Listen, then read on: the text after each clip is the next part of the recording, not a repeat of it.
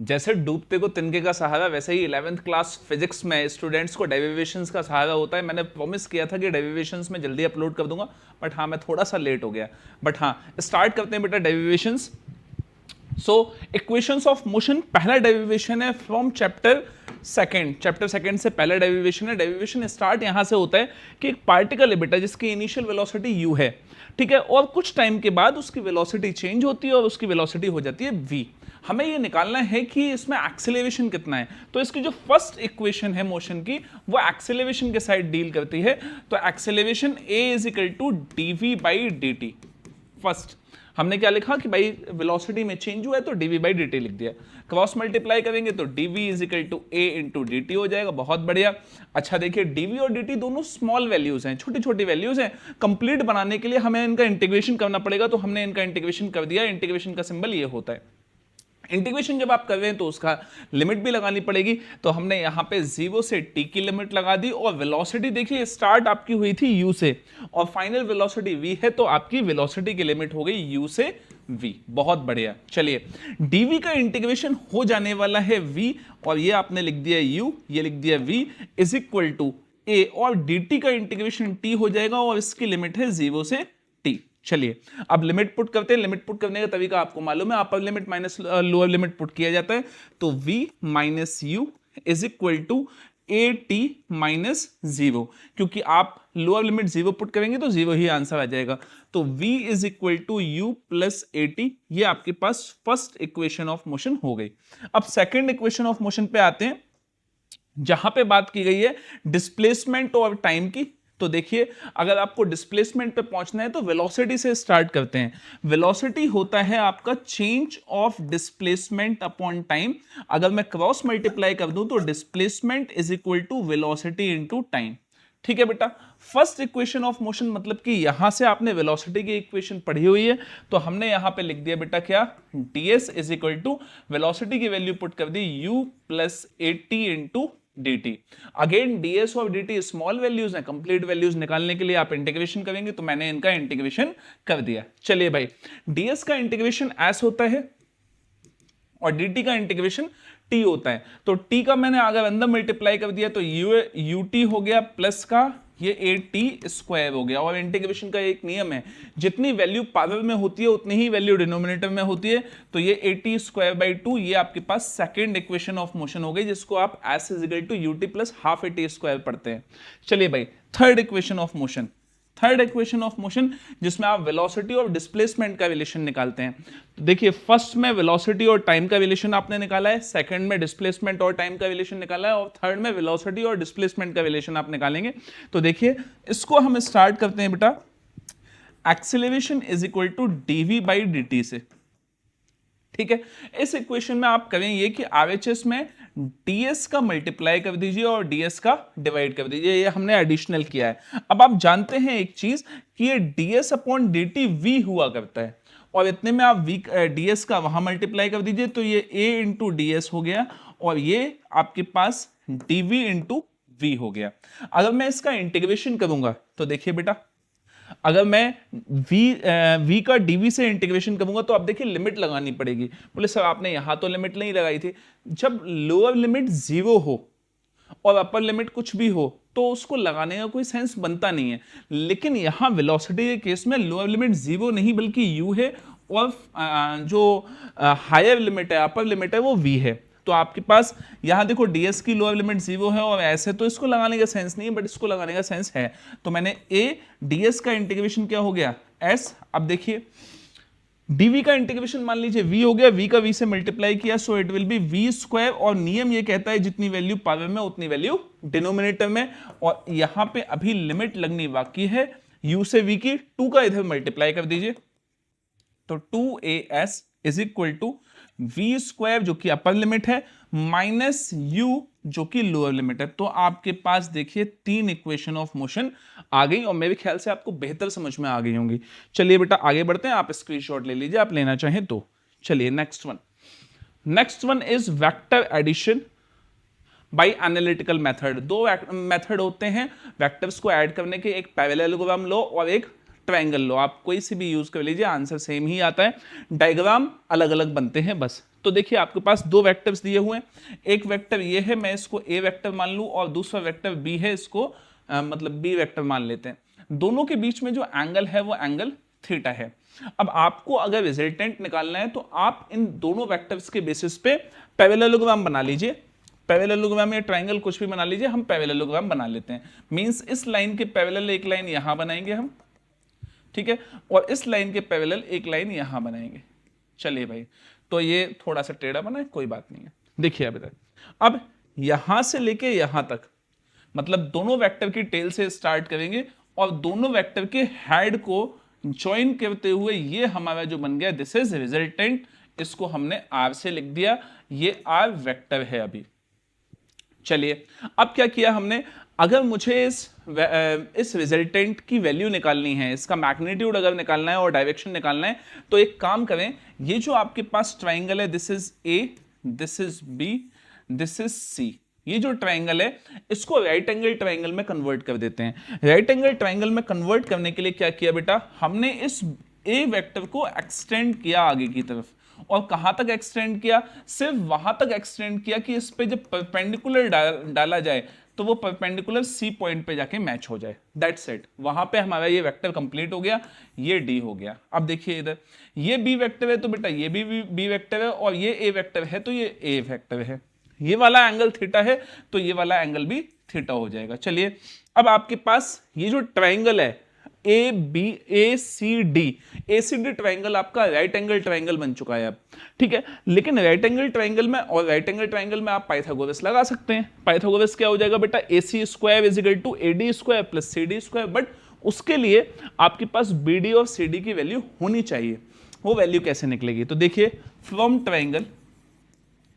Triangle B C D, BCD triangle से हमने क्या किया बेटा, यहां पे हमने साइन थीटा लगा दिया। साइन थीटा क्या कहता है, साइन थीटा होता है परपेंडिकुलर अपॉन हाइपोटेन्यूस। ये वाला थीटा है, इसके सामने का परपेंडिकुलर क्या हो गया बेटा, सीडी, और हाइपोटेन्यूस इसके साथ वाला क्या हो गया बेटा, बीसी। तो आपके पास सीडी की जो वैल्यू आ जाएगी वो आ जाएगी साइन थीटा इंटू बीसी, और बीसी की वैल्यू क्या है बेटा, बी वेक्टर, तो सीडी की वैल्यू आ गई आपके पास B sine theta. Now I will calculate the value of BD। अब देखिए BD जो है वो थीटा के साथ वाला बेस है, बेस निकालना है, हाइपोटेन्यूस दिया हुआ है, तो हम यहां पे कॉस की वैल्यू लगा देते हैं। Cos theta will be equal to BD upon BC। तो आपके पास BD is equal to BD is equal to BC की वैल्यू बेटा B है, तो ये हो गया B कॉस थीटा।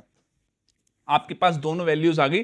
तो देखिए अब डेरिवेशन स्टार्ट करते हैं अपन, ठीक है। So the from right angle triangle, from right angle triangle, कौन सा राइट एंगल ट्राइंगल है बेटा, ACD, ठीक है बेटा।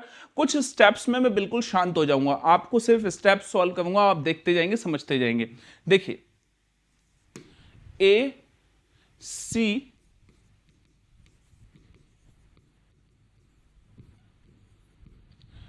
AC square is equal to AD square plus CD square.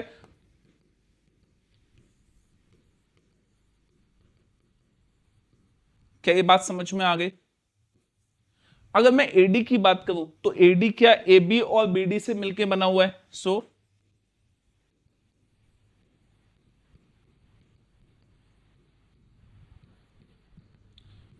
अब देखिए AB क्या है बेटा, A वेक्टर है, तो सिर्फ मैग्नीट्यूड लिखेंगे, that is A, plus BD क्या है बेटा, B cos थीटा, तो B का स्क्वायर प्लस CD क्या है, CD आपके पास B साइन थीटा है। चलिए का स्क्वायर होल स्क्वायर, इसका हम A प्लस बी का होल स्क्वायर खोल लेते हैं। सो it will B A square B square cos square theta plus 2AB cos theta plus B square sine square theta. चलिए AC की वैल्यू जो है वो आपका मैग्नीट्यूड है किसका, रिजल्टेंट का। चलिए अब एक चीज मैं आपको बिना बोले कर रहा हूं, ध्यान दीजिएगा।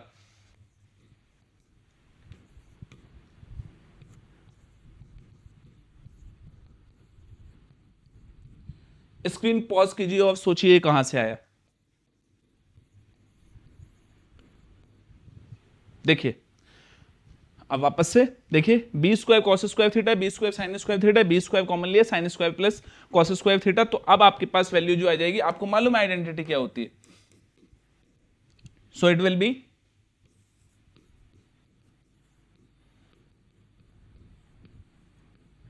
तो रिजल्टेंट का मैग्नीट्यूड इतना हो गया। अब मुझे डायरेक्शन निकालना है, तो डायरेक्शन क्या है बेटा, डायरेक्शन के लिए आप एक काम कीजिए कि कोई भी एक वेक्टर से, जैसे फॉर एग्जांपल ए वेक्टर से रिजल्टेंट तक एंगल बना दीजिए फाई, ठीक है। तो यहां से डायरेक्शन निकल जाएगा, और डायरेक्शन हमेशा tan से लिखा जाता है, और tan होता है क्या, परपेंडिकुलर अपॉन बेस। परपेंडिकुलर आपको दिया है CD और बेस आपको दिया है AD। अगर मैं इसको थोड़ा सा और इलैबोरेट करूं तो AD जो है वो AB प्लस BD से मिलके बना है, तो tan phi will be equal to CD की वैल्यू क्या है बच्चा, B साइन थीटा, और AB की वैल्यू A प्लस BD की वैल्यू B कॉस थीटा। चलिए भाई बहुत बढ़िया, समझ लीजिए, इसको नोट कर लीजिए, स्क्रीनशॉट ले। किसी भी पार्टिकल को जब हवा में फेंका जाता है हॉरिजॉन्टल डायरेक्शन से एंगल थीटा बनाते हुए, तो उस पार्टिकल के पास दो वेलोसिटीज होती हैं, एक तो वर्टिकल डायरेक्शन में और एक हॉरिजॉन्टल डायरेक्शन में। जैसे कि ये आपके पास वेलोसिटी दी हुई है, अगर मैं इसको रिजॉल्व करूं तो एक कंपोनेंट ऊपर बनेगा और एक कंपोनेंट नीचे बनेगा, क्योंकि इस कंपोनेंट के साथ एंगल थीटा बना हुआ है, तो ये वाला कंपोनेंट बेटा आपके पास हो जाएगा u cos थीटा और ये u sin थीटा। अब देखिए यहाँ पे आपके पास दो कंपोनेंट है, u sin थीटा और u cos थीटा। मैं आपका ध्यान u sin थीटा पे रखना चाहूंगा। u sin थीटा वो वेलोसिटी है जो इस प्रोजेक्टाइल को ऊपर लेके जाएगी और थोड़ी देर के बाद नीचे लेके आएगी, ठीक है। तो देखिए ये जो आपके पास वर्टिकल वेलोसिटी दी है, इस पे प्रभाव होता है ग्रेविटी का, क्योंकि ग्रेविटी हर चीज को नीचे की तरफ खींचती है। तो क्या होगा कि जब ये प्रोजेक्टाइल ऊपर जा रहा होगा तो ग्रेविटी इसको नीचे खींच के इसकी वेलोसिटी कम कर देगी। वेलोसिटी कौन सी कम हो जाएगी, वेलोसिटी इसकी कम हो जाएगी वर्टिकल वेलोसिटी, ठीक है। और धीरे धीरे इस पॉइंट पे आके इसकी जो वर्टिकल वेलोसिटी है वो जीरो हो जाएगी। उसके बाद वापस से ग्रेविटी के प्रभाव की वजह से ये वेलोसिटी इस वक्त डाउनवर्ड डायरेक्शन में बढ़ने लग जाएगी। पहले अपवर्ड डायरेक्शन में वेलोसिटी थी, धीरे धीरे वो कम होकर यहां जीरो हो जाएगी, और यहां जब वो नीचे आना शुरू होगी तो ये वेलोसिटी बढ़ने लग जाएगी। कौन सी, वर्टिकल वेलोसिटी। लेकिन हॉरिजॉन्टल वेलोसिटी का अपोज करने वाला कोई नहीं है, इसलिए हॉरिजॉन्टल वेलोसिटी हमेशा प्रोजेक्टाइल मोशन में कांस्टेंट रहती है। अब देखिए आपको फर्स्ट डेरिवेशन निकालना है, that is time of flight का, ठीक है। तो टाइम ऑफ फ्लाइट जो है, कोई किसी भी प्रोजेक्टाइल का टाइम ऑफ फ्लाइट क्या होना चाहिए, वो प्रोजेक्टाइल कितनी देर हवा में रहना चाहिए, उसको टाइम कितना लगना चाहिए कि सेम वर्टिकल हाइट पे वो वापस से नीचे आके गिरे। तो देखिए बेटा, जो टाइम ऑफ फ्लाइट होता है वो डिपेंड करता है वर्टिकल वेलोसिटी पे। क्यों?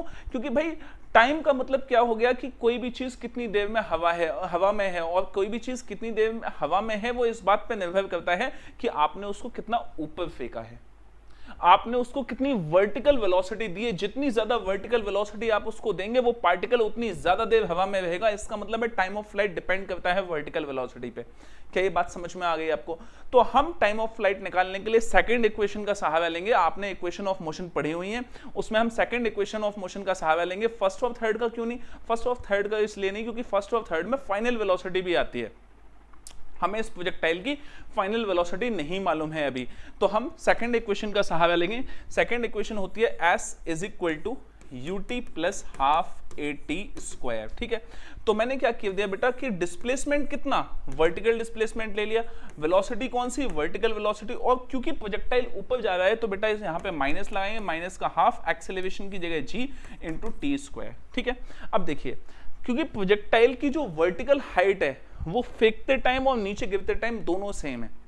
भाई आपने जमीन से फेंका, जमीन पे आके गिरा, तो हाइट में तो कोई चेंज है नहीं, तो वर्टिकल डिस्प्लेसमेंट इसका हो जाएगा 0 इज इक्वल टू uy मतलब वर्टिकल वेलोसिटी में जो वर्टिकल डायरेक्शन में जो वेलोसिटी है that is u sin theta into t minus का हाफ gt स्क्वायर। इधर ले लीजिए, माइनस का u sin theta into t is equal to,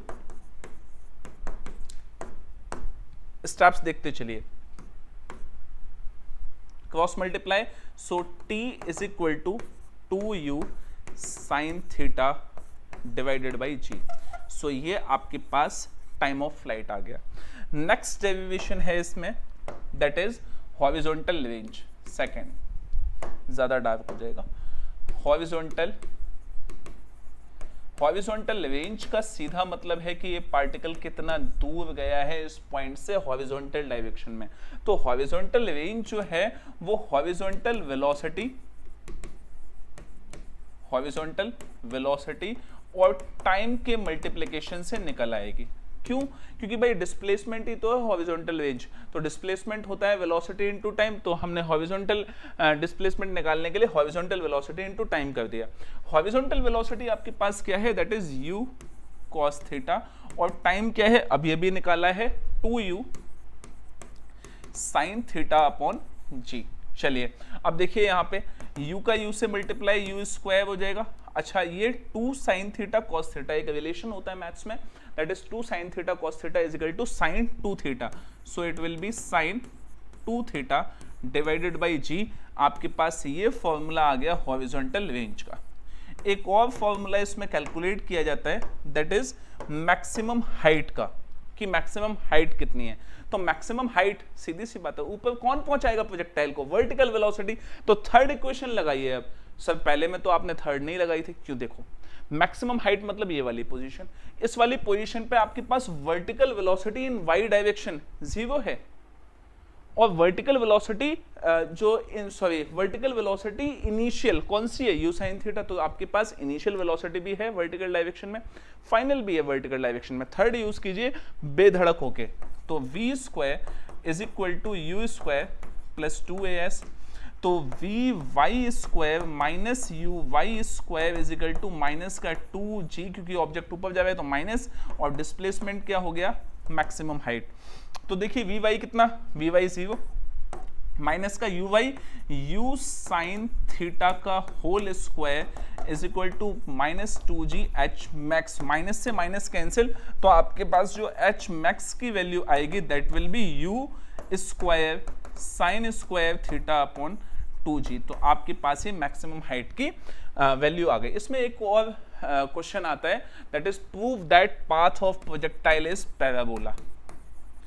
parabolic path हमें प्रूव करना है, ठीक है। तो देखिए अभी इधर एक चीज, यहां पे हमने क्या किया बेटा,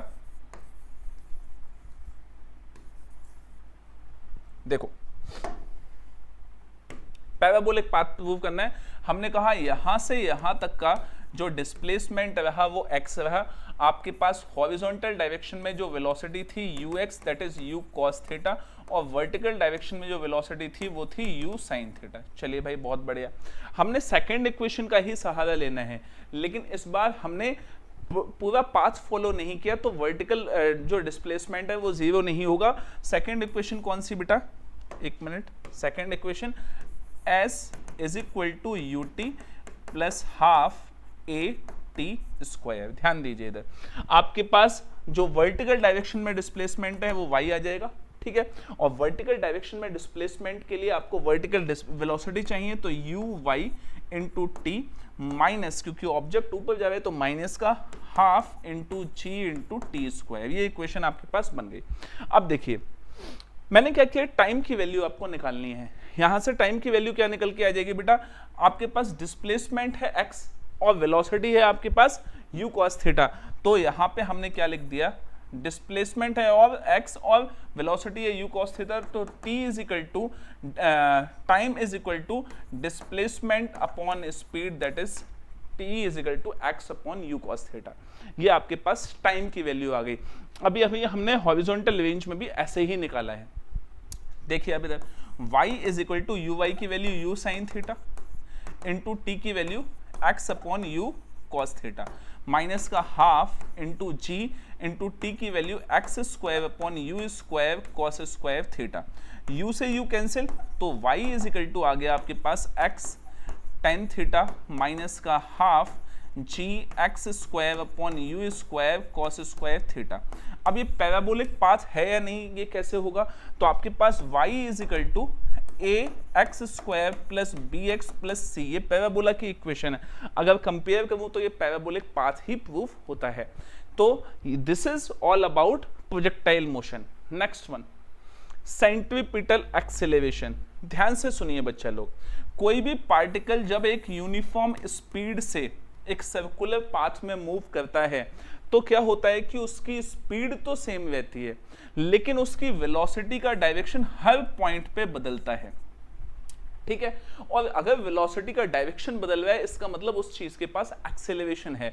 तो ये जो एक्सेलरेशन होता है इसका डायरेक्शन सेंटर की तरफ होता है। कैसे निकल के आता है बेटा, ये वेलोसिटी मैंने v1 ले ली और ये वाली वेलोसिटी v2 ले ली, हालांकि इनका मैग्नीट्यूड सेम है। तो v1 वेलोसिटी और v2 वेलोसिटी को अगर मैं इस v2 को पीछे की तरफ बनाऊं, ध्यान से देखिएगा, इसको मैं पीछे की तरफ बनाऊं तो ये v2 बन गई। अब v1 से v2 अगर मैं माइनस करके निकालूं तो डायरेक्शन क्या आ जाएगा बेटा, ये डायरेक्शन आ जाएगा डेल्टा वी का। This is change of velocity.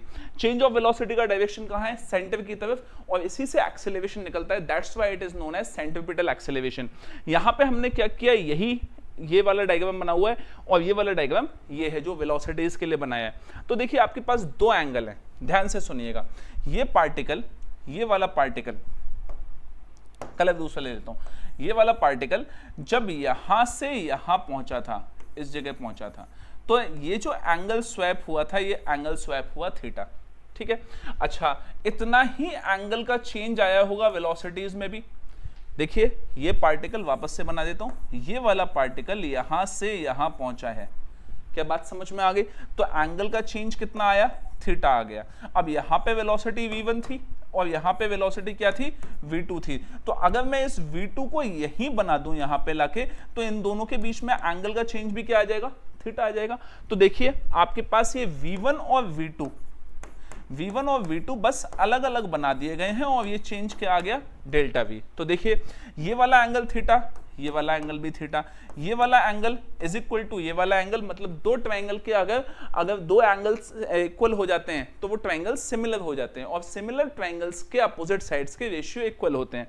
तो देखिए इसको मैं क्या लिख दूं, डेल्टा वी लिख देता हूं, अगर आपको नजर आ रहा है तो दिस इज डेल्टा वी। ठीक है, ये आर हो गया और यहां से यहां तक का जो डिस्प्लेसमेंट है वो एस हो गया। तो आप देखिए यहां पे अपोजिट साइड्स का रेशियो लेते हैं, क्या आ जाएगा बेटा, ये अपॉन ये, मतलब थीटा के सामने वाला एंगल, ये थीटा, ये थीटा, तो ये अपॉन ये, that is delta v upon s is equal to, ठीक है। अच्छा ये अपॉन ये, दैट मींस v1 को v लिख लो अपॉन r। क्या ये बात समझ में आ गई। अब इसके LHS में आप यहां पे मल्टीप्लाई कर दो डेल्टा टी से और डिवाइड कर दो डेल्टा टी का। तो देखिए delta v upon delta T, ये आपके पास आ जाएगा क्या, एक्सेलरेशन। कौन सा एक्सेलरेशन, सेंट्रीपिटल एक्सेलरेशन, बहुत बढ़िया, divided by delta T upon S. तो देखो डिस्प्लेसमेंट अपॉन टाइम वेलोसिटी होता है, ये क्या है, टाइम अपॉन डिस्प्लेसमेंट, तो क्या आ जाएगा 1 upon velocity is equal to v upon r। तो अगर क्रॉस मल्टीप्लाई करूं तो centripetal acceleration will be equal to v square upon r। यही फॉर्मूला निकल के आता है। क्या ये बात समझ में आ गई आपको, ठीक है। Next one, law of conservation of linear momentum. धीरे धीरे हम नन्हे नन्हे पांव बढ़ाते हुए 4th चैप्टर पे पहुंच गए। Law of conservation of linear momentum ये कहता है कि दो पार्टिकल ने बॉस, ठीक है, इस पार्टिकल का मास जो है m1 है, इस पार्टिकल का मास m1, इस वाले पार्टिकल का मास m2, इसकी वेलोसिटी u1 और इसकी वेलोसिटी u2, दोनों में टक्कर हो गई। टक्कर होने के बाद ये जो m1 मास है वो इधर चला गया v1 वेलोसिटी से, और ये m2 मास इधर चला गया v2 वेलोसिटी से। हाउएवर इनकी वेलोसिटीज चेंज हो गई हैं, लेकिन इनके मोमेंटम का जो सम है वो चेंज नहीं होगा। मोमेंटम का क्या मतलब होता है, मोमेंटम का फॉर्मूला होता है मास इनटू वेलोसिटी। तो देखिए कोलिजन से पहले इस सिस्टम का जो मोमेंटम था, कैसे निकलेगा इस सिस्टम का मोमेंटम, ये इंटू ये प्लस ये इंटू ये, that is m1 u1 plus m2 u2, ठीक है। और कोलिजन के बाद जो मोमेंटम था वो ये था, that is m1 v1 plus m2 v2। तो इनका कहना है कि ये जो मोमेंटम का सम है वो सेम रहेगा। वो हमें प्रूव करके लाना है कि वेलोसिटीज तो चेंज हो जाएंगी, वो एक अलग चीज है, लेकिन जितना मोमेंटम पहले था उतना ही मोमेंटम बाद में भी रहेगा। तो वो अपन को प्रूव करना है। तो देखिए यहाँ पे मैंने यहाँ पे न्यूटन्स थर्ड लॉ यूज की, तो बाई न्यूटन्स थर्ड लॉ। चलो भाई थर्ड लॉ क्या कहती है कि जब भाई कोलिजन हुआ है तो वन वाले ने सेकंड पे जो फोर्स लगाई, या मैं कहूं फोर्स जो वन पे लगी सेकंड की वजह से, उतनी ही फोर्स सेकंड पे लगी होगी वन की वजह से। ठीक है भाई। अच्छा, लेकिन ये अपोजिट होती है, Newton's third law equal and opposite reaction की बात करता है, तो माइनस साइन लगा दिया। नाउ बाय सेकंड लॉ, अब ये सेकंड लॉ कहां से आ गई और क्या कहती है सेकंड लॉ? सेकंड लॉ ये कहती है कि किसी भी चीज पे आप फोर्स लगाओ तो उसमें उतना ही ज्यादा चेंज ऑफ मोमेंटम होगा, rate of change of momentum होगा। तो देखिए फोर्स यहाँ किस पे लगी है? वन पे लगी है, ऐसे लिखा जाता है इसको, force on one due to two, और ये force on two due to one. तो फोर्स अगर वन पे लगी है तो मोमेंटम भी वन का ही चेंज होगा। क्या बात समझ में आ गई भाई? किसी चीज पे धक्का दो, उस पे फोर्स लगाओ तो उसी की तो वेलोसिटी चेंज होगी। तो आपके पास क्या आ जाएगा यहाँ पे, dp1 upon dt is equal to minus का dp2 बाई dt। चलिए बहुत बढ़िया, dt से dt उड़ा दो। ठीक है। अब देखो, अब ये भी अपन ने लिखा था कि मोमेंटम का फॉर्मूला मास इनटू वेलोसिटी होता है, और अगर मैं चेंज ऑफ मोमेंटम निकालूं तो क्या आ जाएगा बेटा? सॉरी, अरे यार मैं तो व्हाइट बोर्ड समझ बैठा था इसको। चलिए देखिए इधर, तो यहाँ पे क्या आ जाएगा, dp इज इक्वल टू, मास तो चेंज होता नहीं किसी भी चीज का, क्या चेंज होगी? वेलोसिटी चेंज होगी dv। और चेंज को कैसे लिखते हैं हम? m into v minus u, ऐसे चेंज को लिखा जाता है। तो अगर मैं वन के लिए चेंज लिखूंगा, so it is m1 v1 minus u1 is equal to m2 v2 minus u2। बोलो बात समझ में आई या नहीं? चलिए अंदर मल्टीप्लाई कीजिए फटाफट, बहुत जल्दी। माइनस का u1 m2 v2 माइनस का m2 u2। चलो भाई शाबाश, u2 उठा के इधर ले जाओ। u1 माइनस, सॉरी एक चीज में माइनस साइन भूल गया, तो देखिए यहाँ माइनस लगेगा, ये प्लस का हो जाएगा। तो आप क्या करें, u1 उठा के उधर ले जाएं और यहाँ से v2 इधर ले आए, तो m1 v1 plus m2 v2 is equal to m1 u1 plus m2 u2। So देखिए बच्चा, आपके पास ये कोलिजन से पहले का मोमेंटम, ये कोलिजन के बाद का मोमेंटम, दोनों इक्वल हो चुके हैं। So this is the proof of law of conservation of linear momentum. आगे बढ़ते हैं फटाफट। Next one is motion of a vehicle on levelled circular path. हम गाड़ी चलाते हैं भाई, तो गाड़ी चलाते हैं, तो अगर लेवल्ड सर्कुलर पाथ होता है तो गाड़ी जब मोड़ते हैं तो ऐसा लगता है कि बाहर की तरफ जा रही है। ठीक है, तो देखिए अब इसके हम फोर्सेस समझते हैं, कौन कौन से फोर्सेस लग रहे हैं। तो वेट तो नीचे ही लगता है, तो और नॉर्मल रिएक्शन फोर्स ऊपर लगता है। ठीक है, बहुत बढ़िया। फ्रिक्शन, जहां आप गाड़ी मोड़ रहे हो उस तरफ फ्रिक्शन लग रहा है, और भी अच्छी बात है। चलिए बाहर की तरफ कौन से फोर्स लगता है? बाहर की तरफ फोर्स लगता है mv स्क्वायर अपॉन r। तो अगर इन फोर्सेस को इक्वल कर दिया जाए तो आपके पास कुछ इक्वेशन मिलेगी। तो देखिए मैंने यहाँ पे क्या कर दिया, n is equal to mg। शायद आपको विजिबल नहीं होगा, क्योंकि कई बच्चे शिकायत करते हैं कि आप सब ब्लू मार्कर से लिख देते हो तो गड़बड़ हो जाती है। n is equal to mg। ठीक है, and mv square upon r is equal to frictional force. अच्छा, फ्रिक्शनल फोर्स का फॉर्मूला अपन को मालूम है। फ्रिक्शनल फोर्स होता है mu into normal reaction force, और ये हो गया mv स्क्वायर अपॉन r।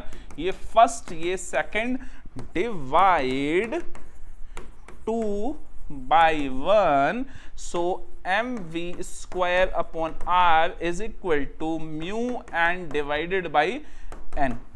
ठीक है, सॉरी n मैंने सिर्फ यही डिवाइड कर दिया, mg से तो डिवाइड किया ही नहीं, mg से m से m उड़ा दो।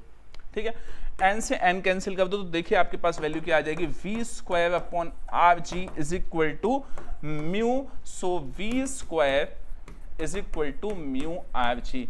तो बेसिक सी बात यह है कि जब भी कोई लेवल्ड सर्कुलर रोड पे कोई व्हीकल मूव करता है तो वो सिर्फ और सिर्फ फ्रिक्शन के भरोसे रहता है, और उससे अगर मोड़ पे आप अगर गाड़ी ज़्यादा तेज़ घुमाने की कोशिश करेंगे तो फ्रिक्शन भी साथ छोड़ देता है। तो इसीलिए बोला जाता है कि मोड़ पे थोड़ा सा धीरे चले। आगे बढ़ते हैं भाई, इस प्रॉब्लम का सॉल्यूशन अगले वाले डेरिवेशन में है। हमने क्या कर दिया भाई, अपनी रोड्स को थोड़ा सा बैंक कर दिया, इंक्लाइन कर दिया। अरे भाई मजा आ गया। इससे क्या हो जाएगा, आप देखो कमाल की चीज, आप पिछले वाले डेरिवेशन में देखो तो सिर्फ अंदर की तरफ, मतलब जहां गाड़ी मुड़ रही है उस तरफ सिर्फ फ्रिक्शन है, लेकिन यहां देखो तो क्या कमाल हो रहा है, जरा ध्यान से देखना। यहां पे नॉर्मल रिएक्शन फोर्स कुछ ऐसे लग रहा है सरफेस के परपेंडिकुलर, तो नॉर्मल रिएक्शन फोर्स को इस बार रिजॉल्व करना जरूरी है। तो देखो एक कंपोनेंट इधर आ जाएगा, एक कंपोनेंट ऊपर चला जाएगा। ठीक है, इसके साथ थीटा है तो ये n cos थीटा हो गया और ये n sin थीटा। बहुत बढ़िया बहुत बढ़िया। चलिए भाई, अच्छा अब देखो इधर कि अंदर की तरफ जहां पे व्हीकल मुड़ने वाला है वहां सिर्फ फ्रिक्शन नहीं है, उस साइड अब इसके वेट का भी कुछ कंपोनेंट आ गया है। वेट का कंपोनेंट आ गया है तो वो काउंटर कर पाएगा, वो रोक पाएगा किसको, बाहर जाती हुई कार को। इसलिए थोड़ा सा ज्यादा सेफ्टी आ जाती है सर्कुलर पाथ पे गाड़ी चलाते टाइम, ठीक है। तो बाहर जो फोर्स लगेगी दैट इज mv²/r। फ्रिक्शन देखिए यही बनाया जा सकता था लेकिन हमने इधर बनाया, देखो फ्रिक्शन इधर बनाया, ठीक है। अब इस फ्रिक्शन को रिजॉल्व करोगे तो एक कंपोनेंट इधर, एक कंपोनेंट इधर, ये थीटा तो ये भी थीटा, तो ये f cos थीटा और ये f sin थीटा। फटाफट उठाते हैं और डेरिवेशन स्टार्ट करते हैं। सेम डायरेक्शन की जो फोर्सेस हैं उनको ऐड करते हैं, अपोजिट डायरेक्शन की माइनस करते हैं। तो देखिए यहाँ पे क्या आ गया, मैंने यहाँ पे स्टार्ट किया, सबसे पहले हॉरिजॉन्टल फोर्सेस को देख लेते हैं। तो आपके पास क्या आ गया, mv²/r is equal to n sin थीटा plus small f cos theta. एक काम करो बच्चा लोग, वो काम ये है कि आप इस जो आपके पास RHS में वैल्यू है, RHS में आप f cos theta sorry n cos theta आप कॉमन ले लीजिए, ठीक है। तो मैंने क्या लिखा, taking n cos theta common from RHS से कॉमन ले लिया, LHS में कुछ नहीं किया, mv²/r एज इट इज है। तो n cos थीटा अगर मैं कॉमन लूंगा, कॉमन लेने का मतलब डिवाइड करना होता है, तो n sin थीटा को n cos थीटा से अगर मैं डिवाइड करूंगा तो n से n cancel, sin upon cos क्या आ जाएगा बेटा, tan थीटा। और मैं यहां n cos थीटा, एक मिनट थोड़ा सा स्पेस बना लेता हूं, देखिए तो आपके पास n cos थीटा बाहर, यहां पे क्या आ गया बेटा, tan थीटा प्लस, अब देखो f की वैल्यू होती है म्यू इंटू n, ठीक है। f की वैल्यू क्या हो गई, f is equal to mu into n, तो और cos थीटा है तो n cos थीटा को से आप अगर डिवाइड करोगे तो सिर्फ यहां बचेगा क्या, म्यू। चलिए ये फर्स्ट इक्वेशन हो गई। सेकंड इक्वेशन की बात करते हैं, vertical. f n cos theta इधर है, ठीक है। n cos थीटा को mg plus f sin theta के इक्वल कर दीजिए। तो अगर मैं mg की वैल्यू लूं तो f cos theta sin theta उधर चला जाएगा, तो आपके पास mg इज इक्वल टू आ जाएगा n sin थीटा माइनस का f cos, नहीं एक minute sorry, n cos theta, मैंने ध्यान नहीं दिया, n cos थीटा माइनस का f sin थीटा, ठीक है। यहां पे भी आप वही करेंगे, taking n cos theta common from RHS। बहुत बढ़िया भाई, तो mg इज इक्वल टू, आपने n cos थीटा कॉमन ले लिया, यहां पे भैया 1 बचेगा, ठीक है, माइनस f की वैल्यू म्यू n रखो, ठीक है। म्यू n sin थीटा को n cos थीटा से डिवाइड मारोगे तो क्या बचेगा, म्यू और sin upon cos tan theta. ये सेकेंड इक्वेशन हो गई। नाउ डिवाइड 1/2, 1 को 2 से डिवाइड मार दो तो आपके पास 1 की वैल्यू है mv²/r into mg is equal to, अब RHS की वैल्यू देखिए, n cos theta tan theta plus mu divided by n cos theta, second value है 1 minus mu tan theta, n cos theta से n cos थीटा खत्म, m से m खत्म। अगर मुझे v की वैल्यू चाहिए, सीधे फाइनल वैल्यू लिख रहा हूं भाई, v की वैल्यू चाहिए तो v की वैल्यू होती है आपकी क्या, आपके पास tan theta plus mu upon 1 minus mu tan theta, तो इस तरफ है ही पहले से, ये rg और मल्टीप्लाई हो जाएगा तो ये आ जाएगा rg। ये जो वेलोसिटी है ये आती है ऑप्टिमम वेलोसिटी। ऑप्टिमम वेलोसिटी का क्या मतलब है, वो वेलोसिटी जो व्हीकल के टायर में बिना ज्यादा वियर एंड टीयर के, मतलब जब आप बहुत तेज चलाते हैं तो व्हीकल का जो टायर है वो घिसता है, बिना वियर एंड टीयर के और बिना सेफ्टी कॉम्प्रोमाइज करे जो वेलोसिटी आती है उसको हम ऑप्टिमम वेलोसिटी कहते हैं, मतलब ना ज्यादा तेज ना ज्यादा स्लो, ठीक है। अगर मैक्सिमम वेलोसिटी निकालनी हो v मैक्स, तो उस कंडीशन में आप क्या करें, जो फ्रिक्शन है उसको खत्म कर दीजिए, ठीक है। फ्रिक्शन खत्म तो म्यू की वैल्यू 0, यहां म्यू की वैल्यू 0, तो म्यू की वैल्यू 0, तो ये 0, ये पूरा 0, 1 नीचे बचेगा, उसका कोई मतलब नहीं, तो क्या आ जाएगा बेटा, आर जी tan थीटा। ये मैक्सिमम वेलोसिटी का फॉर्मूला है। आगे बढ़ते हैं बच्चा लोग। Next one, bending of cyclist, ठीक है। बैंडिंग ऑफ साइकिलिस्ट का कॉन्सेप्ट समझते हैं कि बैंडिंग ऑफ साइकिलिस्ट का कॉन्सेप्ट क्या होता है। यहां पे आपके पास एक साइकिलिस्ट कुछ ऐसे है, ठीक है। अब ये जो साइकिलिस्ट है, इस पे अलग अलग डायरेक्शन में फोर्स लग रही है। कौन कौन सी फोर्स लगेगी बेटा, एक तो नॉर्मल रिएक्शन फोर्स इधर लगेगी, ठीक है। वेट हमेशा नीचे होगा, चलो वेट नीचे मतलब mg नीचे। अच्छा, और कौन सी फोर्स है, इस पे जो नॉर्मल रिएक्शन, इस पे जो सेंट्रीपिटल फोर्स है वो सेंट्रीपिटल फोर्स बेटा कहाँ लगेगी, दैट इज इधर mv²/r। और अगर मैं इस थीटा को, ये थीटा है, इसको आर को अगर रिजॉल्व करूं, नॉर्मल रिएक्शन फोर्स को अगर मैं रिजॉल्व करूं, तो ये आपके पास हो गया क्या, आर कॉस थीटा और ये आर साइन थीटा। बस बहुत बढ़िया, आप फटाफट जो वैल्यूज हैं उनको इक्वेशन बना दीजिए। हॉरिजॉन्टल इक्वेशन अलग, वर्टिकल इक्वेशन अलग। तो r sine theta is equal to mv²/r divided by r cos theta into mg, m से m कैंसिल, r से r कैंसिल, तो tan theta is equal to v²/rg। तो v² is equal to rg tan theta, तो v is equal to rg tan theta root में। क्या ये बात समझ में आ गई आपको? इक्वेशन क्लियर रखिए। नॉर्मल रिएक्शन फोर्स ऐसे लगेगी, क्योंकि वो जहां फोर्स लगा रहा है उसी तरफ फोर्स लगेगी टायर पे, ठीक है।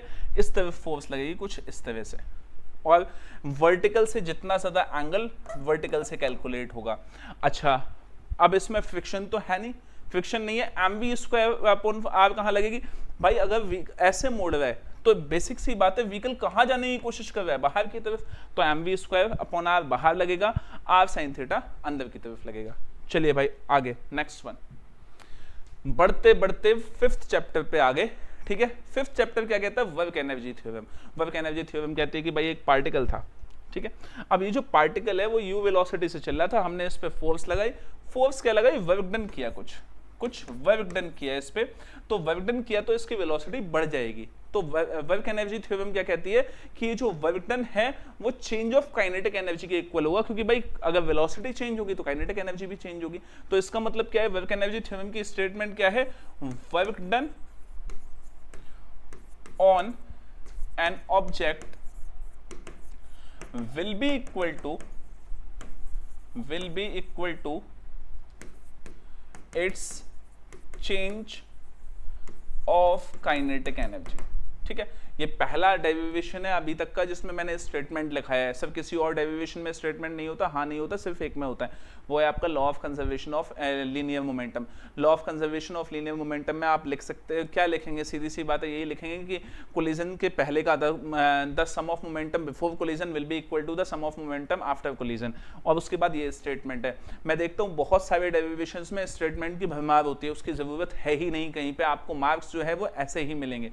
चलिए अब स्टार्ट करते हैं। यहाँ पे हमने क्या लिखा बेटा, वर्क डन हुआ है किसी भी ऑब्जेक्ट पे, तो वर्क डन का फॉर्मूला फोर्स इनटू डिस्प्लेसमेंट होता है।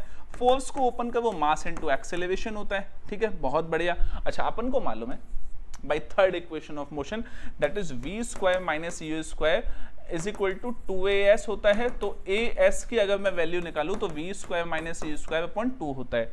तो सर थर्ड ही क्यों ली, फर्स्ट सेकंड क्यों नहीं ली? टाइम क्या दिया है, ना टाइम दिया है ना पूछा है, क्योंकि फर्स्ट और सेकंड इक्वेशन ऑफ मोशन में तो टाइम की वैल्यू आती है ना, तो जरूरत ही नहीं है उसकी।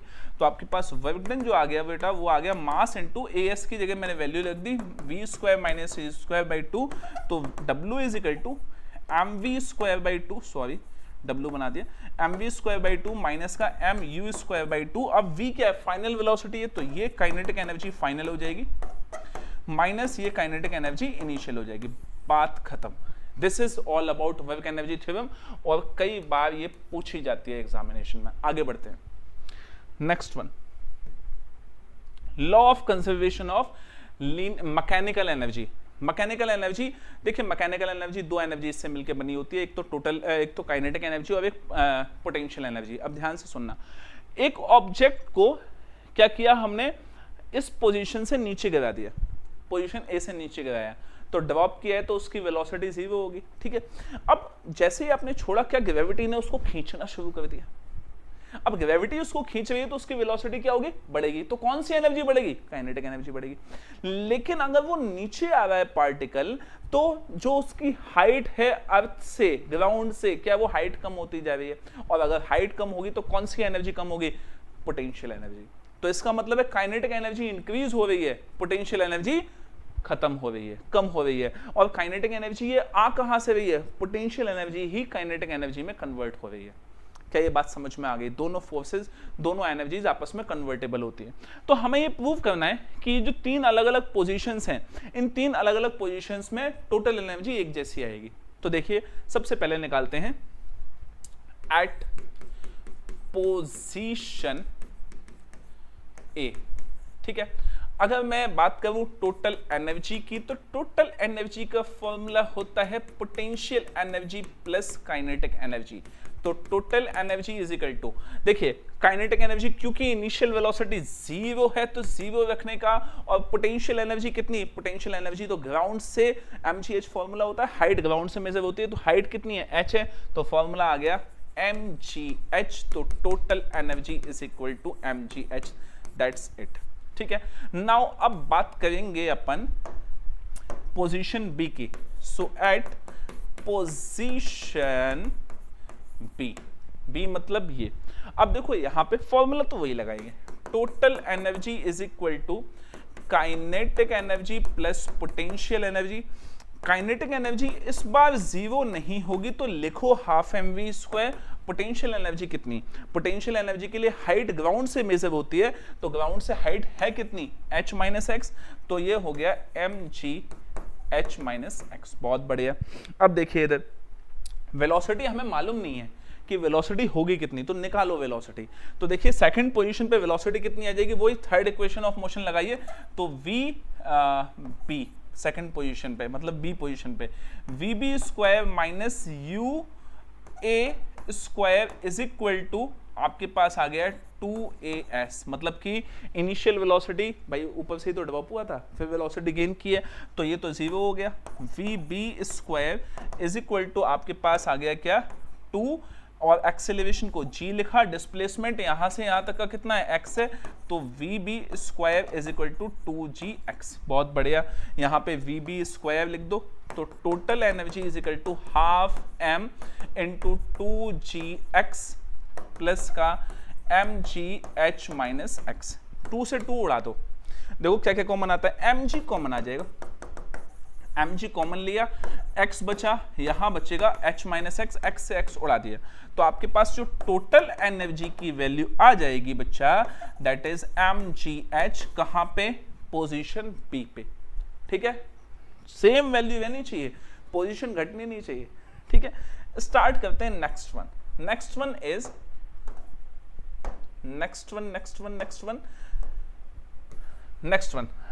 Is third point, C point. तो देखिए एट पोजीशन, यार देखना चाहिए ये कलर, पोजीशन सी पे बात करें हम, फॉर्मूला तो वही लिखेंगे बेटा अपन, potential energy plus kinetic energy, हमारा फॉर्मूला नहीं बदलेगा। टोटल एनर्जी देखो, अब ग्राउंड से हाइट मेजर करते हो और ऑब्जेक्ट ग्राउंड पे आ गया, तो हाइट तो 0 हो जाएगी, इसका मतलब पोटेंशियल एनर्जी क्या, 0। काइनेटिक एनर्जी का फॉर्मूला क्या, हाफ mvc², सी पे वेलोसिटी। अब सी पे वेलोसिटी निकालनी है, तो मैंने क्या किया, c² minus ua² is equal to 2g, और यहां से c से a तक का डिस्प्लेसमेंट कितना है, h है। बहुत बढ़िया, तो vc² minus 0 is equal to 2gh, तो vc² is equal to 2gh। तो देखिए आपके पास क्या आ गया, total energy is equal to half m into 2gh, 2 से 2 उड़ाओ, तो टोटल एनर्जी क्या हो गई बेटा, mgh। तो देखो भाई तीनों लोकेशन पे mgh आ गई, इसका मतलब है कि जो टोटल एनर्जी है वो तीनों लोकेशंस पे सेम आती है, ठीक है। चलिए भाई आगे बढ़ते हैं। Next one, potential energy of spring, जैसा कि दिखाई दे रहा है, जैसा दिखाई दे रहा है वैसा ही करेंगे हम। देखिए पार्टिकल की ये ओरिजिनल पोजीशन है, ये इसकी ओरिजिनल लोकेशन है, ठीक है, नेचुरल लेंथ बोलते हैं इसको। हमने क्या किया, इसको एक्स डिस्प्लेसमेंट कर दिया, ठीक है, तो एक्स डिस्प्लेसमेंट किया, तो डिस्प्लेसमेंट हम इधर कर रहे हैं, तो ये जो स्प्रिंग है इसको खींच रही है, जाने नहीं दे रही। तो हम जब भी आप फोर्स लगाओगे किसी एक्सटर्नल फोर्स के अपोजिट डायरेक्शन में, ध्यान देना, स्प्रिंग के जो मॉलिक्यूल है वो स्प्रिंग को किधर खींचने की कोशिश कर रहे, इधर। आप कहां खींच रहे हो, इधर। तो जब भी एक्सटर्नल फोर्स के अगेंस्ट फोर्स लगाओगे, मतलब पहले से मौजूद फोर्स के अगेंस्ट फोर्स लगाओगे, तो कुछ पोटेंशियल एनर्जी स्टोर हो जाएगी उसमें। तो निकालते हैं कितनी आएगी। पोटेंशियल एनर्जी का फॉर्मूला, पोटेंशियल एनर्जी होती क्या है, that is work done in stretching और compressing, stretching or compressing the spring will be equal to potential energy। potential energy तो वर्क डन का फॉर्मूला क्या, वर्क डन का फॉर्मूला बेटा फोर्स इनटू, मैंने कहा छोटा सा, इसमें एक्स दिया हुआ, हम छोटा सा डिस्प्लेसमेंट dx मान लेते हैं, F इंटू dx। अच्छा स्प्रिंग के केस में जो फोर्स स्प्रिंग के मॉलिक्यूल्स लगाते हैं उसको हम रीस्टोरिंग फोर्स बोलते हैं, उसका फॉर्मूला होता है F is equal to minus k x. तो work done is equal to minus k x dx। Integration करो बॉस इसका, तो work done is equal to minus का k, ये हो जाएगा एक्स स्क्वायर बाई 2, और यही पोटेंशियल एनर्जी की फॉर्म में स्टोर हो जाएगा, तो माइनस का हाफ के x square. So this is the potential energy stored when work is done on it, ठीक है। Next one, elastic collision in one dimension, बहुत बड़ा डेरिवेशन है, एग्जामिनेशन में कम आता है, लेकिन इसके जो फाइनल केसेस हैं वो आ जाते हैं, ठीक है। इलास्टिक कोलिजन की खासियत ये है कि उसमें लीनियर मोमेंटम और काइनेटिक एनर्जी ये दोनों कंजर्व रहते हैं, बस इसी का सहारा लेंगे। तो देखिए linear momentum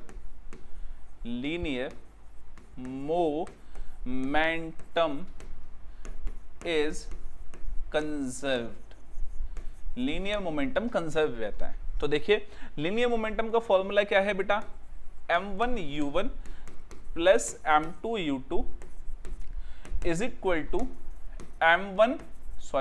v1 plus m2v2। देखिए u1 इसके पास वेलोसिटी, u2 इसके पास वेलोसिटी, टकराए तो इसके पास वेलोसिटी v1 आ गई, इसके पास वेलोसिटी v2 आ गई, ठीक है।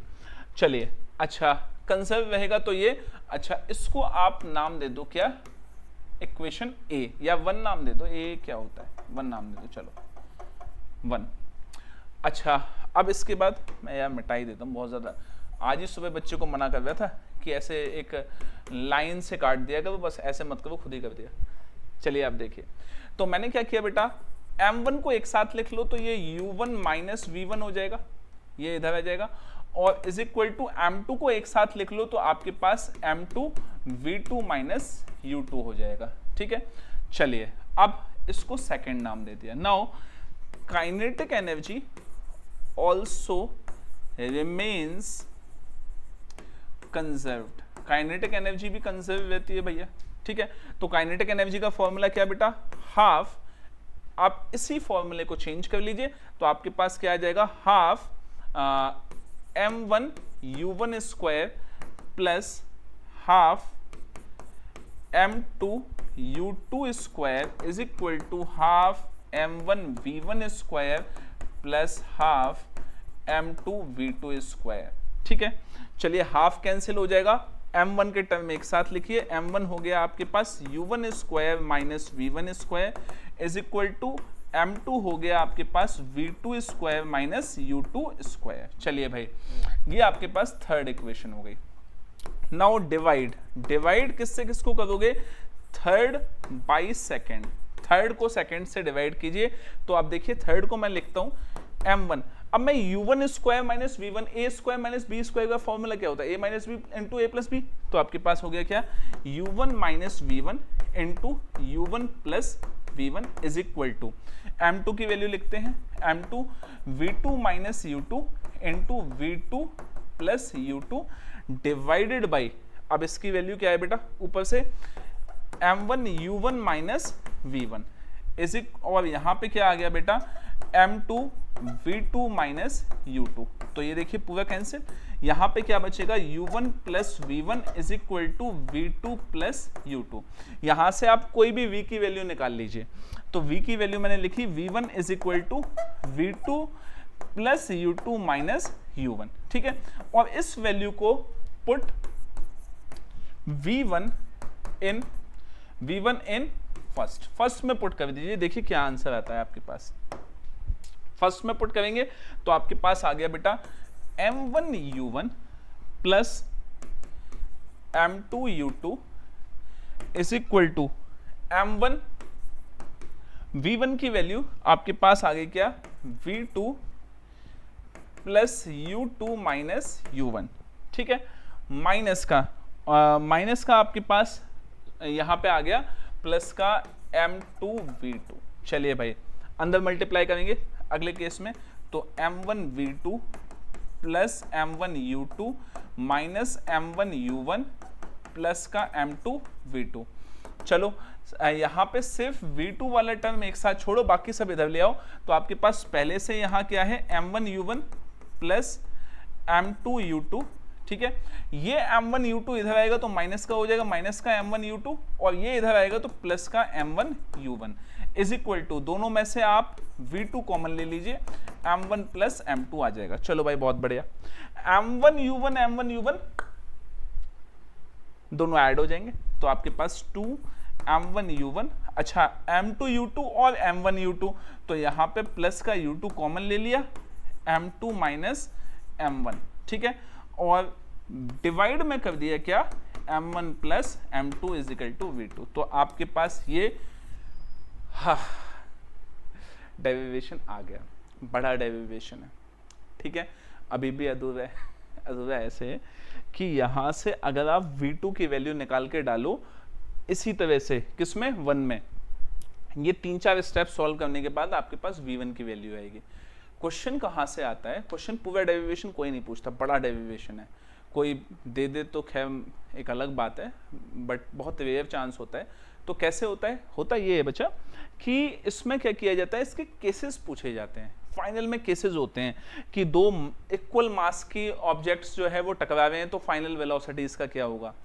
अगर m1 बहुत ज़्यादा बड़ा है m2 का, तो दोनों वेलोसिटीज का क्या होगा। तो वो केसेस यहाँ से आते हैं, वो इंपॉर्टेंट पार्ट है, ठीक है। पूरा डेरिवेशन नहीं आता। आगे बढ़ते हैं बेटा, स्क्रीनशॉट ले लीजिए आप। चलिए नेक्स्ट वन, इलास्टिक कोलिजन इन, अरे वन था, सॉरी, इन इलास्टिक कोलिजन, मेरा ध्यान, मैंने कहा अभी तो इतना लंबा डेरिवेशन किया, उसके बाद वापस से ही आ गया। क्या है ये in elastic collision. Elastic collision में क्या होता है कि ऑब्जेक्ट टकराता है, अलग हो जाता है, बट यहाँ तो थोड़ा सा प्यार ज्यादा है, ये इससे टकराएगा और एक साथ फिर दोनों चलेंगे किस, v वेलोसिटी से। इन इलास्टिक कोलिजन में मोमेंटम तो सेम रहता है, बट काइनेटिक एनर्जी सेम नहीं रहती। तो देखिए, सिंस मोमेंटम इज कंजर्व्ड, क्योंकि मोमेंटम कंजर्व रहता है, तो अब देखिए इक्वेशन बनाइए यहाँ पे क्या आ जाएगा, m1u1 plus m2u2 is equal to m1 plus m2 into v। एक काम कीजिए, थोड़ा सा आसान और हो जाएगा डेरिवेशन, अगर हम u2 की वैल्यू 0 ले लें, मतलब इस वाले ऑब्जेक्ट को हम किस में मान लें कि रेस्ट में है ये, तो आपके पास ये आ गया m1u1 प्लस का, क्योंकि u2 0 तो ये 0 is equal to m1 plus m2 into v। तो v की वैल्यू लिखेंगे तो आपके पास आ जाएगा m1u1 upon m1 plus m2। चलिए ये v की वैल्यू आ गई। अब क्योंकि काइनेटिक एनर्जी कंजर्व नहीं होती, तो इसका मतलब उस काइनेटिक एनर्जी में कुछ चेंज आएगा। तो चेंज को हम कैसे लिखेंगे, देखिए इधर, चेंज इन काइनेटिक एनर्जी, ठीक है। तो चेंज को हम डेल्टा के ई से लिखते हैं। चेंज क्या होता है, फाइनल माइनस इनिशियल, बट क्योंकि फाइनल वैल्यू कम होगी तो इनिशियल वैल्यू जो है वो लिखी जाएगी यहाँ पे। तो आपके पास यहाँ पे आ जाएगा बेटा इनिशियल माइनस फाइनल, ठीक है। तो देखिए आपके पास kinetic energy initial minus kinetic energy final. क्या ये बात आपको समझ में आ गई, ठीक है। तो इनिशियल काइनेटिक एनर्जी कितनी, हमने माना है इस वाले ऑब्जेक्ट को रेस्ट में, सीधी सी बात है। तो इनिशियल काइनेटिक एनर्जी सिर्फ इसके पास है, सो it will be half m1u1 square. क्या ये बात समझ में आ गई? हमने चालाकी कर ली, थोड़ा सा डेरिवेशन आसान बना दिया। माइनस हाफ मास टोटल कितना है फाइनल, दोनों के मास ऐड हो जाएंगे m1 प्लस m2 और v, क्योंकि फाइनल वेलोसिटी v है, v का स्क्वायर। तो देखिए यहाँ पे हमने क्या किया, 1/2 कॉमन ले लो, m1 u1 स्क्वायर माइनस का m1 प्लस m2, ठीक है, और इनटू v की वैल्यू ऊपर से उठा के रख दो, तो आपके पास और स्क्वायर भी किया जाएगा इसका, तो m1 square u1 square upon m1 plus m2 का होल स्क्वायर। तो स्क्वायर से ये कैंसिल। अब देखो अगले स्टेप में आपको जो कॉमन मिलता है इन दोनों में से वो कॉमन उठा लो। तो देखो हाफ तो हमारे पास पहले से ही कॉमन था, डेल्टा के ही निकालवाऊं मैं, हाफ तो हमारे पास पहले ही कॉमन था, ठीक है। m1 का स्क्वायर है और ये m1 है, तो m1 कॉमन ले लो, बहुत बढ़िया, ठीक है।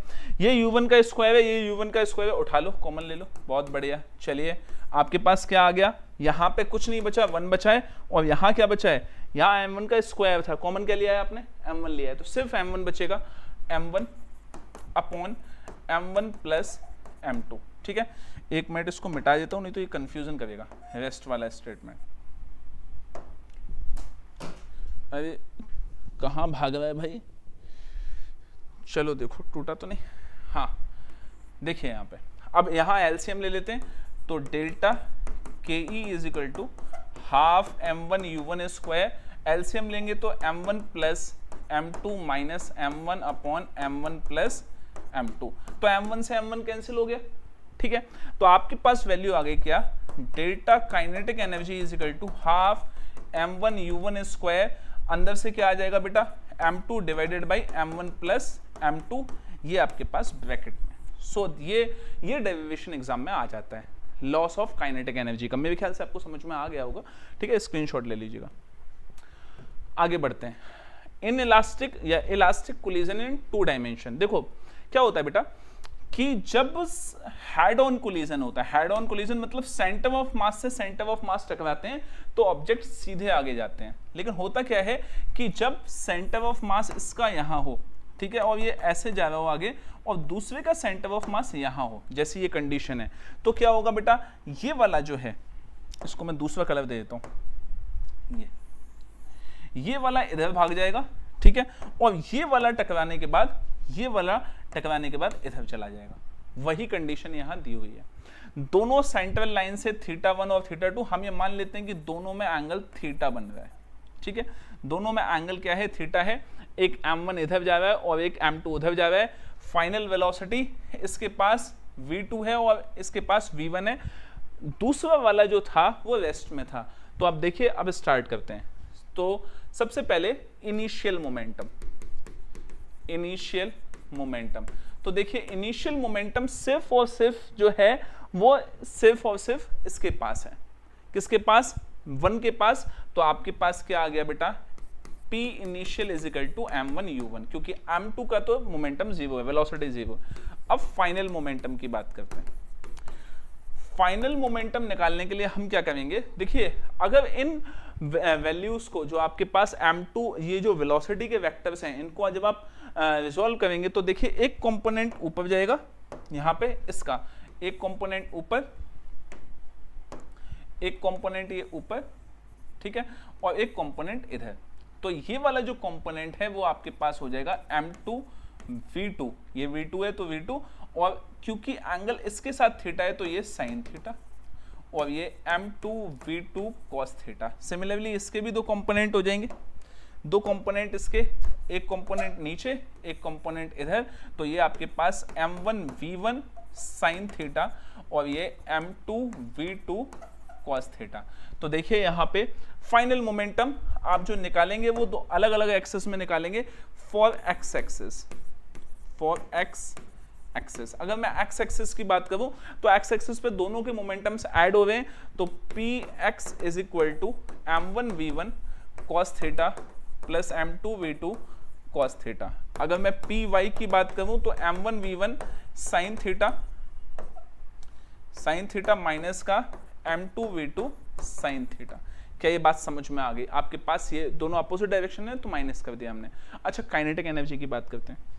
इनिशियल काइनेटिक एनर्जी, तो initial kinetic energy half mu1 square, और final kinetic energy, final kinetic energy, kinetic energy को डायरेक्शन से मतलब नहीं होता, तो यहां आ जाएगा बेटा half m1v1 square plus half m2v2 square.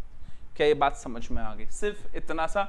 अब इसको डेरिवेशन कहें, आप कुछ भी कहें, बट ये एग्जामिनेशन में पूछा जाता है, क्योंकि 1D इलास्टिक कोलिजन वाला जो है वो आपका बहुत बड़ा डेरिवेशन है, उसके केसेस से आंसर आते हैं। जो डेल्टा मतलब चेंज इन काइनेटिक एनर्जी वाला है, जो सेकंड है इन इलास्टिक कोलिजन, वहां से क्वेश्चन आते हैं और यहां से ये डेरिवेशन आ जाता है। आगे बढ़ते हैं बेटा। इक्वेशन ऑफ रोटेशनल मोशन, ठीक है, आपने इक्वेशन ऑफ मोशन पढ़ी हुई है, उसके बेसिस पे ही इक्वेशन ऑफ रोटेशनल मोशन है। देखिए यहाँ पे हम यहाँ पे एक कार्टेशियन प्लेन बना लेते हैं। एक ऑब्जेक्ट है, फॉर एग्जांपल ये इस शेप का ऑब्जेक्ट कुछ एनसीईआरटी में दिया हुआ है, ये ऑब्जेक्ट यहाँ था, ठीक है। चलिए, अब ये जो ऑब्जेक्ट है ये रोटेट होके यहाँ से ऐसे रोटेट होके ये ऑब्जेक्ट कुछ ऐसे पहुंच जाता है, ये कुछ ऑब्जेक्ट यहाँ पे ऐसे पहुंच जाता है, ठीक है। पहले इसकी एक्सिस ये थी, अब इसकी एक्सिस ये हो गई है। तो यहां से यहां इस ऑब्जेक्ट ने जो एंगुलर डिस्प्लेसमेंट किया है, दैट एंगुलर डिस्प्लेसमेंट इज, ये जो एंगुलर डिस्प्लेसमेंट है वो एंगुलर डिस्प्लेसमेंट थीटा है। इनिशियली इसकी जो वेलोसिटी यहां थी वो ओमेगा नॉट थी, यहां पे जो वेलोसिटी हो गई वो क्या हो गई? ओमेगा हो गई। जब भी कोई चीज रोटेट करती है तो उसके पास हमेशा एंगुलर वेलोसिटी होती है, तो एंगुलर वेलोसिटी इसके पास ओमेगा नॉट इनिशियली थी, फाइनली एंगुलर वेलोसिटी ओमेगा हो गई। यहां से यहां तक जो लीनियर जो एंगुलर एक्सेलरेशन है वो अल्फा हो गया। तो हमने जैसे इक्वेशन ऑफ मोशन में डेरिवेशन स्टार्ट किया था, वहां यहां पे भी ऐसे ही करेंगे। तो सबसे पहले एंगुलर एक्सेलरेशन, तो एंगुलर एक्सेलरेशन, तो एंगुलर एक्सेलरेशन अल्फा से लिखा जाएगा। Angular acceleration change of angular velocity upon change of time होता है, तो d omega by d t, ठीक है बेटा। Alpha d t is equal to d omega, integrate कर दीजिए। इंटीग्रेट करते टाइम लिमिट का ध्यान रखेंगे हम, तो लिमिट का जो ध्यान रखेंगे वो क्या बेटा? ओमेगा नॉट से ओमेगा और ये 0 से टी। तो देखिए ये हो गया अल्फा टी, और इसका डी ओमेगा का इंटीग्रेशन आप जो करेंगे, लाइट गई। चलो बेटा इसी डेरिवेशन को कंटिन्यू करेंगे जब लाइट आ जाएगी तब। हाँ तो बच्चा लोग लाइट आ गई है, स्टार्ट करते हैं रोटेशनल मोशन का ये वाला टॉपिक। तो देखिए पार्टिकल जो है उसकी इनिशियल वेलोसिटी ओमेगा नॉट थी, मैं इसको जूम इन कर लेता हूँ। सो पार्टिकल की इनिशियल वेलोसिटी ओमेगा नॉट थी, फाइनल वेलोसिटी ओमेगा होगी। इस दरमियान उसका जो एक्सेलरेशन, एंगुलर एक्सेलरेशन वो अल्फा था, और यहाँ पे जो एंगुलर डिस्प्लेसमेंट था वो थीटा था। तो अगर मैं एंगुलर एक्सेलरेशन की बात करूँ तो alpha is equal to change of angular velocity upon change of time होता है।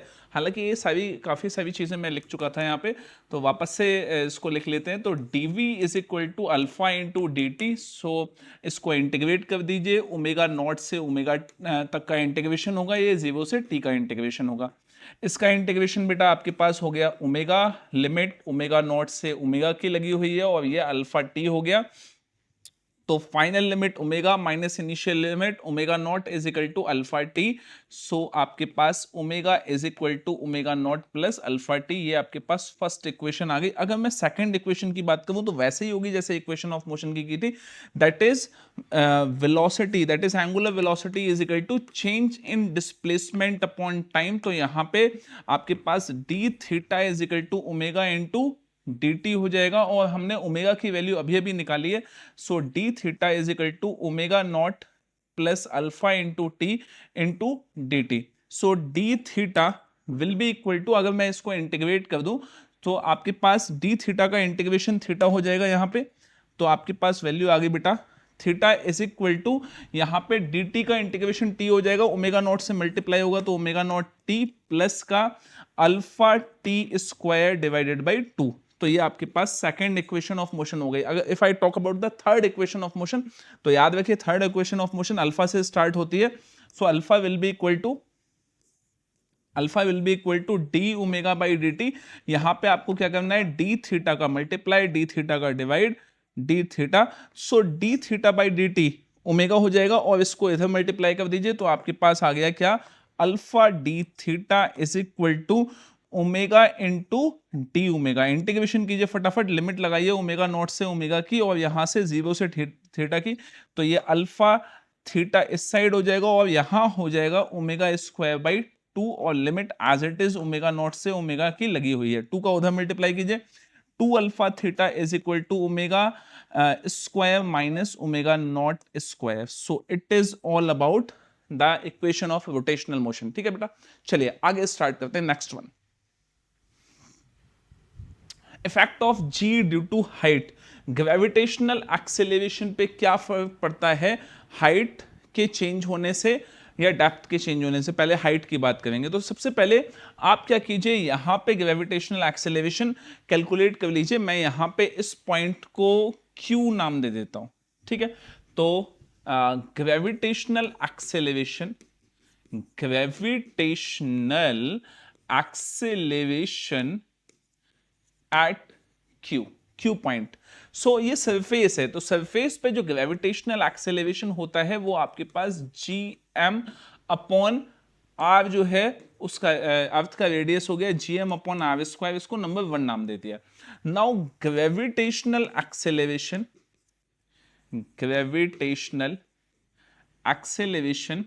Eight point p. अब पॉइंट पी तक जो है वो हमेशा जो डिस्टेंस है वो सेंटर से कैलकुलेट किया जाता है, तो ये डिस्टेंस बेटा बढ़ जाएगा, वो जी डैश के नाम से हम इसको लिखेंगे।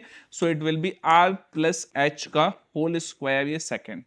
नाउ डिवाइड 2 बाई 1, तो 2 है आपके पास जी डैश, 1 है जी डैश की वैल्यू है बेटा G M upon are plus H का whole square divided by G M upon are square. GM से जीएम कैंसिल, 1 2 3 फोर्थ टर्म है ये, तो आपके पास आ गया बेटा G dash upon G is equal to fourth term ऊपर चला जाएगा R square upon are plus H का होल स्क्वायर। ठीक है, अब आप एक काम कीजिए, यहां से नीचे से आर स्क्वायर कॉमन ले लीजिए, तो आप आर स्क्वायर जब कॉमन ले लेंगे तो आपके पास आ जाएगा 1 प्लस एच अपॉन आर का होल स्क्वायर। सबको डेरिवेशन बिल्कुल अच्छे से समझ में आ रहा था, इस पॉइंट पे आते आते एकदम से आप ऐसे देखने लगे, अरे ऐसे कैसे हो गया।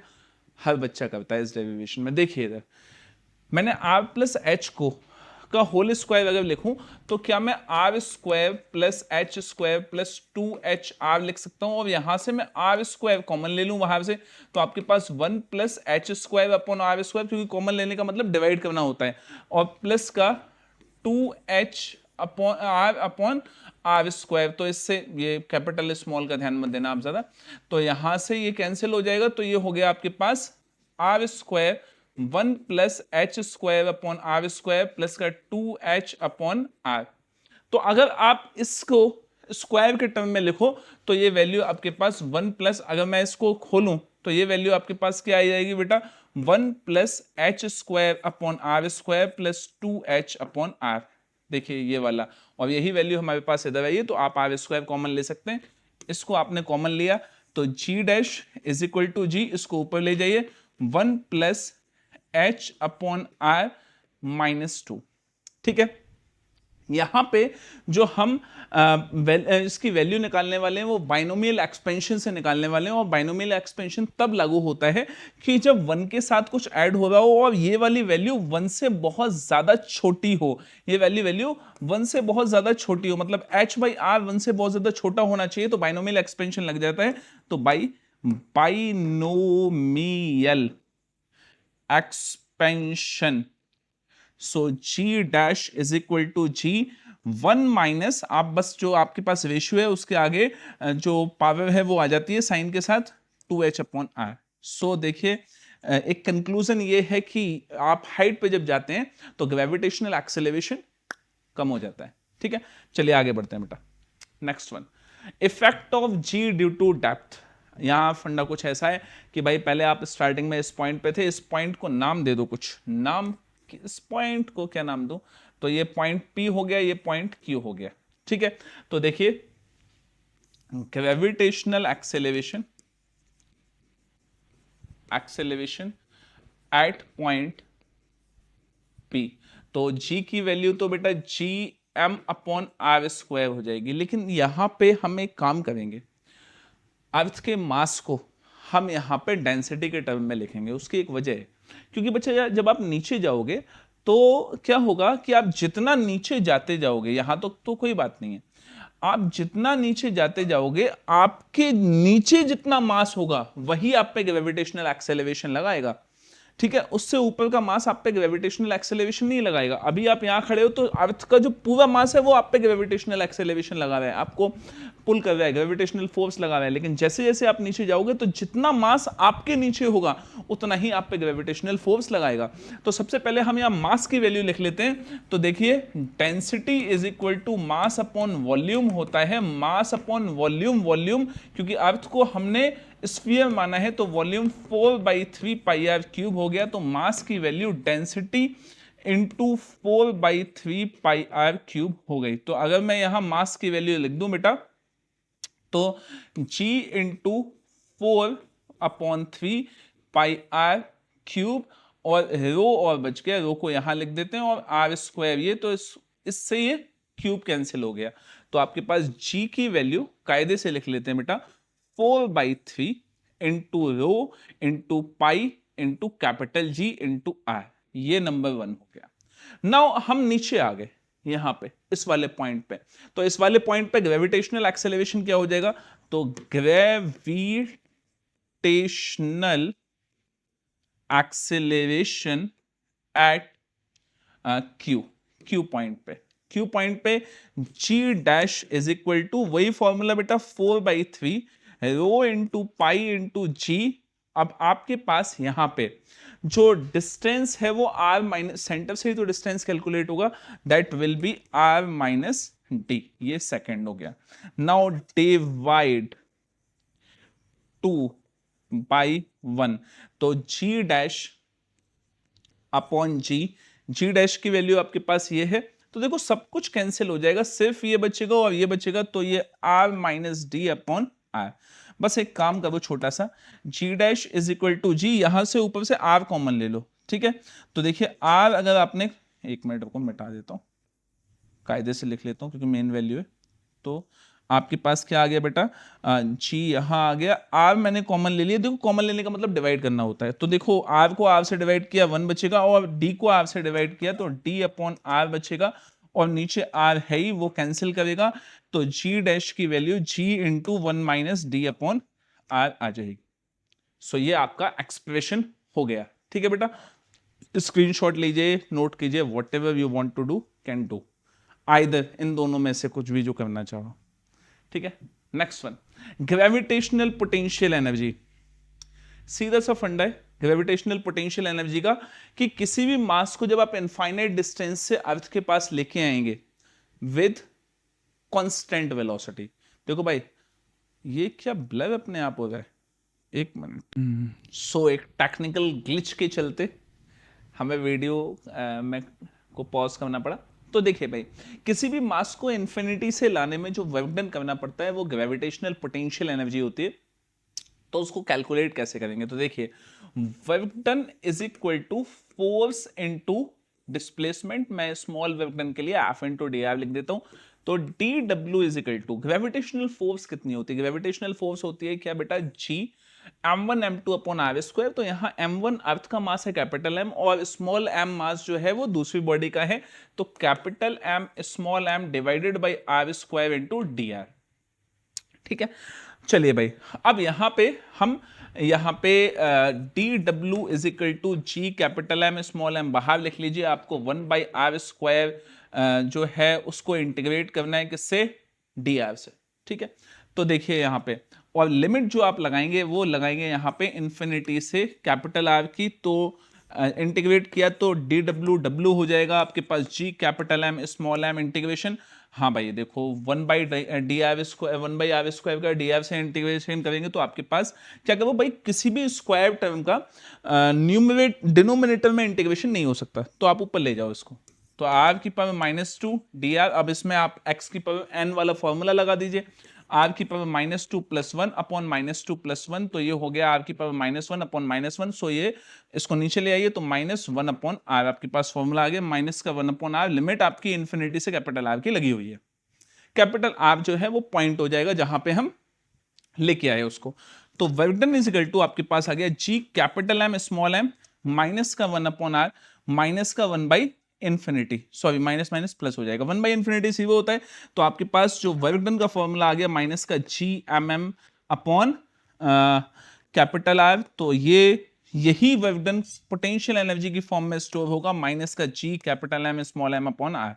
तो आपके पास ये पोटेंशियल एनर्जी की वैल्यू आ गई। ठीक है बेटा, चलिए next one, escape velocity. Escape velocity क्या होती है, आप शायद डायग्राम में देख पा रहे होंगे कि किसी भी ऑब्जेक्ट को हमने ऊपर फेंका, ठीक है, तो क्या होगा कि अगर वेलोसिटी कम है तो ये वापस अर्थ पे आ जाएगी, थोड़ी सी वेलोसिटी ज्यादा है तो वापस से आ जाएगी, और ज्यादा है तो ये ऐसे जाएगी, और हो सकता है कि ग्रेविटेशनल फील्ड में ये रोटेट करने लग जाए। लेकिन और ज्यादा वेलोसिटी अगर हमने दे दी तो ये पार्टिकल जो है ये बाहर निकल जाएगा ग्रेविटेशनल फील्ड से। ठीक है, तो जो वेलोसिटी, जो मिनिमम वेलोसिटी जिसकी वजह से कोई भी पार्टिकल अर्थ के ग्रेविटेशनल फील्ड को क्रॉस करके बाहर निकल जाए, उसको हम कहते हैं एस्केप वेलोसिटी। तो एस्केप वेलोसिटी आती कहां से? एस्केप वेलोसिटी वहां से आती है जहां पार्टिकल की काइनेटिक एनर्जी पोटेंशियल एनर्जी के इक्वल हो जाती है। मतलब हमने जितनी इसको काइनेटिक एनर्जी दी वो किसके इक्वल हो जाए? पोटेंशियल एनर्जी के इक्वल हो जाए, क्योंकि पोटेंशियल एनर्जी का लेना देना हाइट से होता है। हमें इस पार्टिकल को उस हाइट पे पहुंचाना है जिस हाइट के बाद ये एस्केप हो जाएगा, तो उतनी काइनेटिक एनर्जी हमें स्टार्टिंग में देनी पड़ेगी। तो काइनेटिक एनर्जी उतनी पोटेंशियल एनर्जी के इक्वल हो जाए तो उसको हम कहते हैं क्या? Escape velocity. तो देखिए, kinetic energy is equal to potential energy. Kinetic energy का formula half M we square होता है, और एस्केप वेलोसिटी तो वी ई लिख लीजिए। पोटेंशियल एनर्जी हमने अभी भी सीखी है, आपके पास फॉर्मूला होता है G capital M small M divided by capital R plus H. इसमें आर जो है वो अर्थ का रेडियस है और एच वो हाइट है जहां पे आपकी पोटेंशियल एनर्जी काइनेटिक एनर्जी के इक्वल हुई है। अच्छा, माइनस साइन और लगाते हैं, लेकिन हम यहां पे सिर्फ मैग्नीट्यूड से काम चलावे, तो m से m कैंसिल, तो आपके पास V E square is equal to 2gm upon r plus H. तो V E is equal to √2gm upon r plus H. बहुत बढ़िया। चलिए, अच्छा, इसको स्मॉल जी के टर्म में भी लिख सकते हैं, क्योंकि जी की वैल्यू होती है gm अपॉन आर स्क्वायर, तो gm is equal to g r square. तो यहां पे हमने लिख दिया क्या बेटा?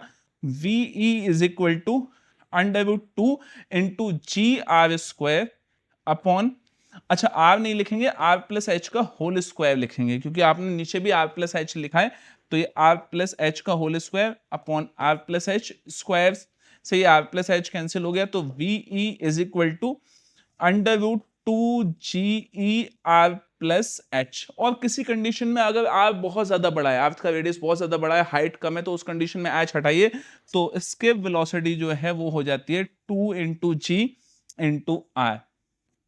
यह एस्केप वेलोसिटी का फॉर्मूला है।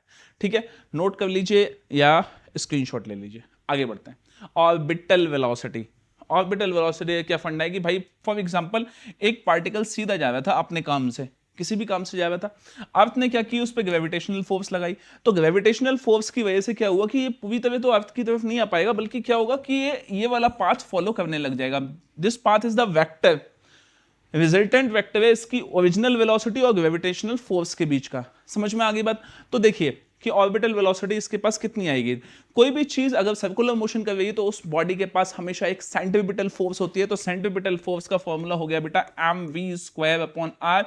तो v कितना, क्योंकि ऑर्बिटल वेलोसिटी है तो वी ओ लिख लो। अच्छा, इसको r प्लस एच लिख लो is equal to gravitational force कितनी लगती है किसी भी ऑब्जेक्ट पे, वो लगती है G capital M small M divide by R plus H का होल स्क्वायर, एम से एम उड़ा दो।